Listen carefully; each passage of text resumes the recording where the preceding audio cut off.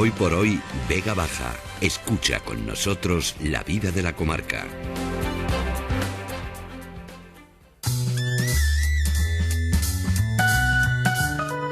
Bien, pues como antes les comentábamos, vamos a cerrar el programa de este lunes con Antonio José Mazón. Él es, ya lo sabéis, quien nos trae la historia de las calles, la nomenclatura de las calles, las vías, las plazas de Orihuela. Antonio, buenos días, ¿cómo estamos? Buenos días, Juan Pablo. Bueno, pues vamos a empezar. La semana pasada, el mes pasado hicimos un recorrido que nos llegaba a San Agustín, ¿no? Entonces, lo primero que hay que preguntarte es si vamos a continuar hablando un poquito más de San Agustín. Pues sí, nos quedan solo un par de programas para terminar con el que fue el arrabal mayor de Orihuela. Hoy repasaremos la Glorieta y las dos alamedas que la flanqueaban, dejando los andenes de la estación y sus aledaños para la próxima entrega.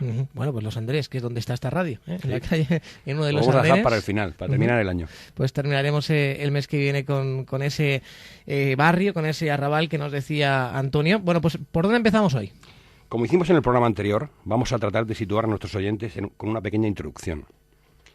La fisonomía actual de la Glorieta y sus alrededores comenzó a forjarse en noviembre de 1800, cuando Carlos IV concedió licencia a la excelentísima señora doña Antonia María Fernández de Heredia y Rocamora, marquesa de Rafal, de Villescas, condesa de la Granja, baronesa de la Puebla de Rocamora, señora de Benferri, de la Granja, de Rafal, grande de España y dama de la reina. Vaya colección de títulos llevamos, ¿no? Y porque no he nombrado a los que traía el rey. Para que te hagas una idea, en el documento en cuestión ocupan más espacio los títulos de ambos que el propio texto. Pero a lo que vamos. Esta licencia permitía permutar 4 taullas de huerta en blanco situadas junto al camino de Urchillo. ¿Y para cambiar 4 taullas tenía que intervenir el rey? La marquesa necesitaba el permiso real porque la finca formaba parte indivisible del mayorazgo de la casa de Rafal. Salvado este requisito, la cambió por otras 4 taullas en la huerta de Callosa, con una barraca, naranjos chinos, olivos y limoneros, propiedad del marqués de las Ormazas. El marqués de las Ormazas. Nunca había escuchado este título. Sí, se llamaba Nicolás Ambrosio Garro y era madrileño. Como consejero real de Hacienda y presidente del Tribunal de Cuentas, fue un personaje muy poderoso en el primer cuarto del siglo XIX. Desempeñó varios ministerios recibiendo la Gran Cruz de la Orden de Carlos III. ¿Y si era de Madrid, entonces qué relación guarda con Orihuela? A través de su apoderado en nuestra ciudad, adquirió tierras en numerosos pueblos de la Vega Baja y sus alrededores. Cientos de taullas que probablemente consiguió a buen precio aprovechando las primeras desamortizaciones eclesiásticas. Propiedades que inmediatamente ponían arriendo. Un negocio redondo. Y teniendo tantas fincas, ¿para qué quería esas 4 taullas? Con la anexión de la parcela de la marquesa, el marqués cuadró y cercó una propiedad que abarcaba desde las Eras de San Sebastián hasta la Alameda de San Gregorio. También compró una finca urbana muy cerca, levantando un palacio con cuadras y cocheras en la esquina entre las calles de San Agustín y el Rodeo. Un palacio en la calle San Agustín. El edificio aún existe, pero totalmente modificado y dividido, por lo que es difícil encontrar en él algún vestigio de su pasado. Solamente sus bajos, convertidos en locales comerciales, muestran restos de lo que fue una preciosa viguería, los mismos que albergaron las famosas bodegas Payá. Entonces el marqués de las Ormazas, que hemos dicho, residió en Orihuela. Sabemos que al menos pasó aquí temporadas. Su hijo, el cuarto marqués, contrajo una extraña enfermedad, que voy a citar textualmente. Con frecuencia le insultaba un cólico convulsivo y de propiedad reversiva que a las veces degeneraba en ictericia de muy mala calidad. Esta curiosa dolencia le llevó a abandonar la corte para retirarse a vivir con su padre en Orihuela. Se llamaba Juan de Mata Garro Robles y además de ministro fue alcalde de Madrid entre los años 1814 y 1816. El padre falleció en Madrid en abril de 1825, pero desconozco si el hijo, que murió 5 años después, lo hizo en Orihuela. Lo cierto es que su título quedó fijado en la historia de nuestra ciudad al figurar en el famoso plano de Coello, como propietario de la finca llamada Huerto del Marqués de las Ormazas. Terrenos que pasaron a manos del duque de Tamames, al igual que el edificio citado por Pascual Madoz en su famoso diccionario, que tan solo calificó como palacios a 9 casas aristocráticas de Orihuela. Una curiosidad. En el diccionario figura como Casa del Conde de Tamames, en la calle San Agustín, pero la titulación es errónea. No había tal condado. El señorío de Tamames pasó a ducado en 1805. Bueno, ¿y por qué dices entonces que fue tan importante para configurar la zona? Como ya hemos dicho, con la anexión de la parcela, el marqués cuadró y cercó su propiedad, ejecutando un nuevo y espacioso camino en lugar de la estrecha alameda que surcaba los huertos de los alcantarinos de San Gregorio. La propia ciudad apoyó la permuta para conseguir un nuevo paseo público con más amplitud y extensión. Ese camino o alameda es hoy la calle de San Gregorio. ¿Vas a hablarnos también de ella? Un poco. Tan solo que intentaron llamar la calle de Stalin y avenida del General Miaja. Pero eso fue en plena guerra y ninguno de los dos acuerdos llegó a ejecutarse. El detalle más interesante es que la calle que parte de ella para llegar a Obispo Rocamora no existió hasta la Segunda República. Fue solicitada en el verano de 1931 por 3 vecinos que ofrecieron el terreno necesario, pero la alcaldía rechazó la propuesta por no poder acometer la obra. Los vecinos siguieron adelante en sus planes y en enero de 1935 se autorizó la construcción de una casa de nueva planta en la calle abierta entre la barrera de San Gregorio y la carretera de Bigastro. Esta nueva vía permaneció anónima hasta junio de 1944, cuando se rotuló como Calle de Campoamor, en memoria del famoso poeta y político Ramón de Campoamor, propietario de la hacienda Matamoros, desamortizada a los mercenarios y que ha llegado a nuestros días como Dehesa de Campoamor. Pero sigamos con la glorieta. Junto a la embellecida y alineada Alameda de San Gregorio, el Marqués de las Ormazas y sus sucesores en la propiedad plantaron un espacioso jardín para uso particular y en él construyeron un templete o cenador que acabaría dando nombre al Paseo de la Glorieta. Explícanos eso. La palabra glorieta procede del vocablo francés gloriette y se refiere a las plazuelas que dentro de los jardines palaciegos lucían bellos cenadores o pérgolas. Por asimilación se identificó como glorietas a los templetes construidos en parques públicos para que las bandas de música amenizasen las veladas festivas.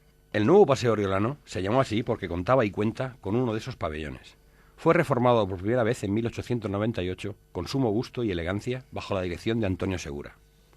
El antiguo templete fue sustituido por el que diseñó Severiano Sánchez Ballesta en 1925, el mismo que, reformado, permanece en la actualidad. Dispone en su interior de un almacén en el que se guardaban las sillas de la orquesta. La escalera de acceso, orientada originalmente hacia la calle de San Gregorio, fue modificada en la penúltima restauración. Y digo penúltima porque de nuevo está en reformas actualmente. Sí, sí está justamente ahora mismo en reformas. Bueno, y esperemos que no haya más reformas por los pelotazos de los críos, que dicen que la verdad se cargan el mobiliario urbano en ocasiones. Bueno, estábamos hablando de la glorieta. ¿Cómo acabó ese jardín nobiliario en manos del pueblo como un paseo público? Lo que pasó con esos terrenos lo contaré en el próximo programa cuando hablemos de los andenes. Lo que aquí nos interesa es que el 1 de marzo de 1888 el portero del ayuntamiento anunció la llegada de 5 oriolanos ataviados con levita y sombrero de copa. Venían en nombre de la sociedad Unión Agrícola para donar a la ciudad de manera irrevocable el Paseo de la Glorieta, construido a sus expensas con el ahorro conseguido en las obras de la carretera de la estación, es decir, de los andenes. A cambio, la corporación agradecida tituló la nueva calle abierta en la Alameda Vieja como Calle de la Unión Agrícola.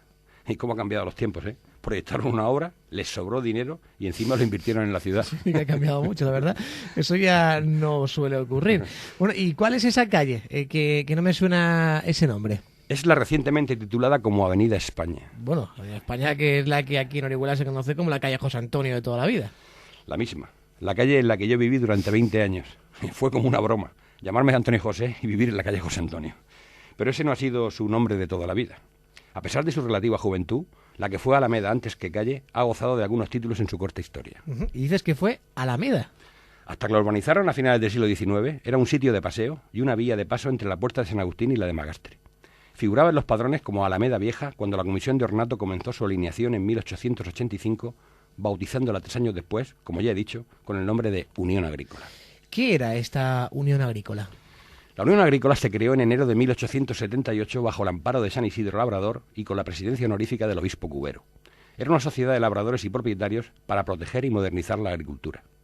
Hay que decir que en la sociedad pintaban más los propietarios que los labradores y que los apellidos más ilustres de la ciudad firmaron el acta de asociación. 2 años después, estos mismos señores crearon la Caja de Ahorros y Socorros de Orihuela, entidad pionera en el crédito agrícola. Continúa con los nombres de la calle. Esta titulación se mantuvo casi medio siglo, a pesar de que en enero de 1920, con motivo del fallecimiento de Benito Pérez Galdós, se aprobó otorgarle el nombre de este insigne literato. Pero 2 meses más tarde, el acuerdo quedó sin efecto para no menospreciar a la Unión Agrícola, que tantos beneficios había aportado a Orihuela, según reflejaron en el nuevo acuerdo. En esa década de los 20 se terminó también su alineación a costa de lo que fue la Plaza de San Agustín, de la que solo nos queda el ensanche frente a la fachada de Jesús María.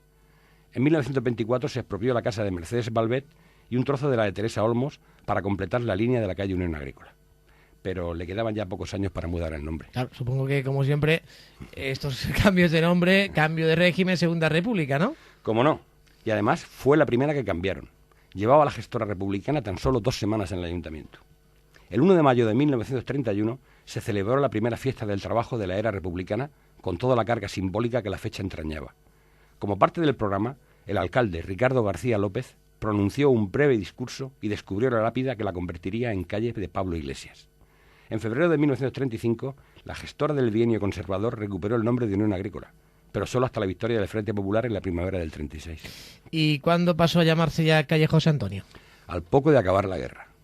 En marzo de 1939, la gestora franquista anuló todas las variaciones de nombres de calles y plazas rotuladas con nombres de destacados marxistas, recuperando los que figuraban antes de 1931. O sea que tendría que haberse vuelto a llamar Unión Agrícola. Sí, pero fue provisionalmente. En octubre del 40, el ayuntamiento repartió un puñado de calles en memoria de los vencedores, especialmente de los fallecidos. Leo textualmente: con el fin de testimoniar el reconocimiento que Orihuela debía al libertador de España de las garras del marxismo, al iniciador del glorioso alzamiento, al elemento civil, a Falange, a los tradicionalistas y a los militares que dieron sus vidas por Dios y por España. Y de esta forma adoptó el nombre de José Antonio I de Rivera, titulación que ha conservado hasta el año pasado, la actual Avenida de España. Bueno, eso ya pasamos con José Antonio, o Avenida de España, hay que ir acostumbrándose poco a poco. Poco a poco. ¿Qué más puedes contarnos de lo que es la Glorieta? El llamado inicialmente Paseo de la Glorieta sustituyó como lugar de recreo para los oriolanos al Paseo de la Puerta Nueva, el paseo de toda la vida. Estaba rodeado por una verja cuyas puertas se colocaron en 1886 y vigilado por un guarda que lo abría y cerraba puntualmente. Su primer kiosco lo levantó Juan Rogel, propietario del Café Europeo en 1887, para utilizarlo como café y horchatería. Acordó con el ayuntamiento explotarlo los días de feria durante 7 años y luego dejarlo a beneficio del municipio. Muy cerca se instaló en 1930 una especie de biblioteca municipal que funcionó durante la Segunda República, distribuyendo inicialmente libros de Gabriel Miró y de Pérez Galdós. Con la llegada de la televisión, le colocaron uno de aquellos escasos aparatos que amenizaban la estancia de los clientes en la cafetería, que con diferentes nombres, Alfil, Medina, se mantuvo en el lugar que ahora ocupa el parque infantil. Estas reliquias, es decir, el kiosco antiguo de la esquina y la original biblioteca con sus bancos, desaparecieron en la polémica y faraónica remodelación que convirtió la Glorieta en una peligrosa pista de patinaje. Y tanto, y más cuando llueve. Y cuando llueve más. Cuando llueve no se puede, vamos, hay que ir con mucho tiento, mucho cuidado. Bueno, y lo de llamarlo Glorieta Gabriel Miró. Eso fue en junio de 1931, cuando el ayuntamiento recibió una instancia solicitando la adquisición de un busto del recientemente fallecido Gabriel Miró para colocarlo en la Glorieta, y que su nombre figurase en una de las calles de la ciudad. En la tertulia del Hotel Palace, un grupo de intelectuales oriolanos, entre los que destacaban José María Ballesteros y Ramón Sigé, organizaron un homenaje al escritor alicantino. Así, el 2 de octubre de 1932 se inauguró la escultura, obra del escultor murciano José Seiker Zanón, en memoria del creador de Oleza, que unió así para siempre su nombre al de la Glorieta de Gabriel Miró. Y con esto terminamos el programa por hoy. Bueno, pues nada, hemos sabido mucho más sobre este importante espacio verde, este importante lugar de recreo y de patinaje, a los oriolanos, que es la Glorieta Gabriel Miró. Antonio Mazón, muchísimas gracias. A ti. Llegamos ya al final de nuestro programa. Seguiremos con muchas más cosas a partir de mañana. Que pasen un buen día. Buenas tardes. Bueno.